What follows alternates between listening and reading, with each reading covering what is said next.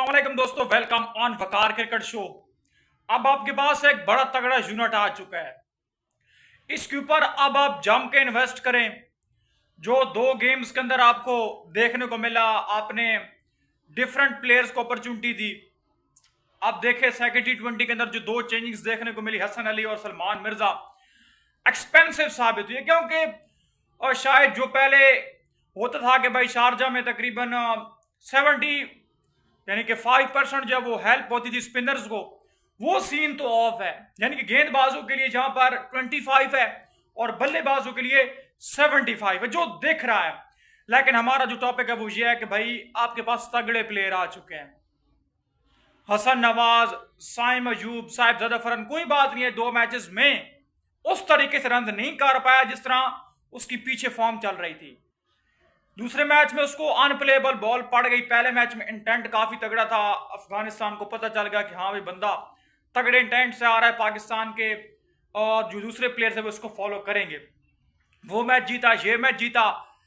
यानी कि आप सोच रहे होंगे भाई यूएई को तो कम से कम 100 रन से हराना चाहिए था, लेकिन नहीं, इन्होंने बांग्लादेश के खिलाफ 206 पहले भी चेज किया है।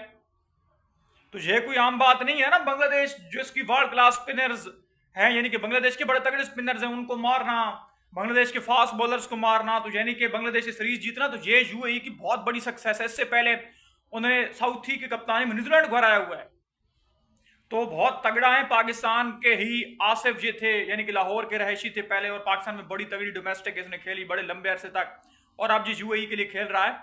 तो अगर उस्मान खान भी पाकिस्तान के लिए ना खेलता तो आज उस्मान खान भी यूएई की तरफ से खेल रहा होता।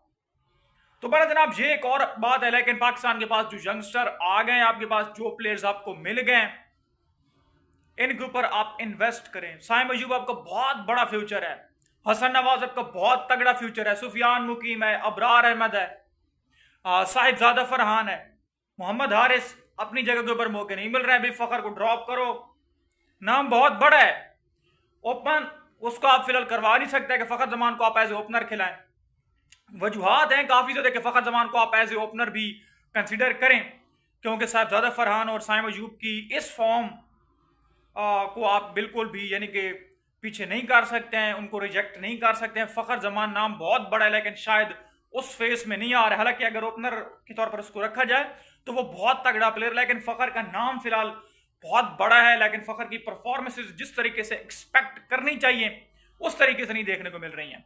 तो ये भी एक रियलिटी है। बहरहाल मेरी बात फिर भी वही है कि आपके पास जो दो सुपरस्टार्स हैं, साइम अयूब है और हसन नवाज है, साहिबजादा फरहान इसके अलावा, तो आप इनको उस म्यार की यानी कि इनको उस म्यार का फ्री हैंड दें ताकि ये अपना लोहा मनवाएं, अपना जलवा दिखाएं। तो ये एक बहुत बड़ी रियलिटी है। पाकिस्तान के पास अब वो प्लेटफॉर्म, वो ट्रैक सेट हो चुका है कि पाकिस्तान यहाँ से एक तगड़ी उड़ान भरे और भारत के लिए एक बड़ा मैसेज कन्वे करे। अपडेट से चलेगा तो लाइक और सब्सक्राइब जरूर कर देना।